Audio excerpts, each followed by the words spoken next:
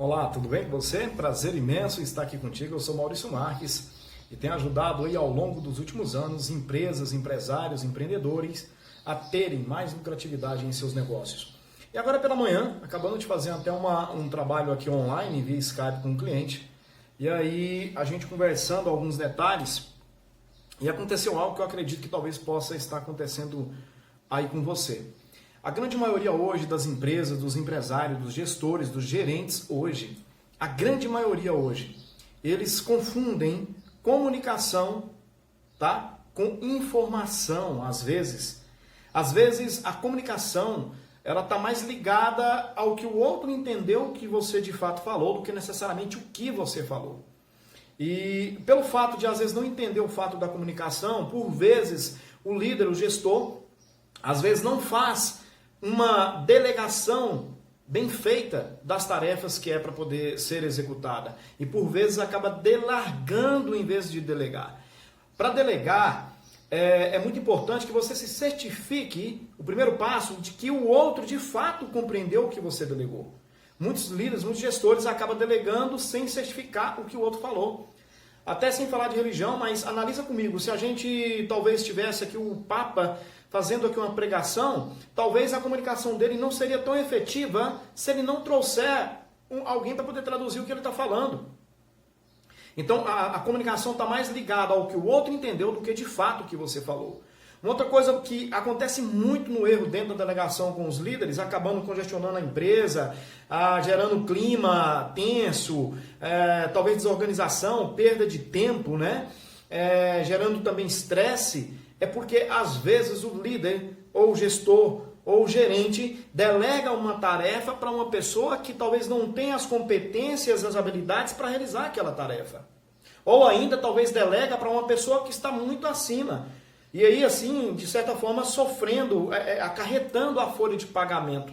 Porque, de repente, tem uma tarefa que um auxiliar pode fazer. E aí o líder, o gestor, o dono do negócio, acaba delegando aquela tarefa para um cara que está no nível um pouco mais alto, para um colaborador que está um nível um pouco mais alto, aonde a hora dele é mais cara e tudo mais. Então é importante você se certificar. Será que a tarefa que você está passando, essa pessoa é a mais recomendável para poder fazer essa tarefa, essa delegação que você passou? Será que ela tem as habilidades, recursos necessários para poder realizar? Se não tem, o que é que você, enquanto líder, está fazendo para que contribua para que ele consiga realizar essas tarefas?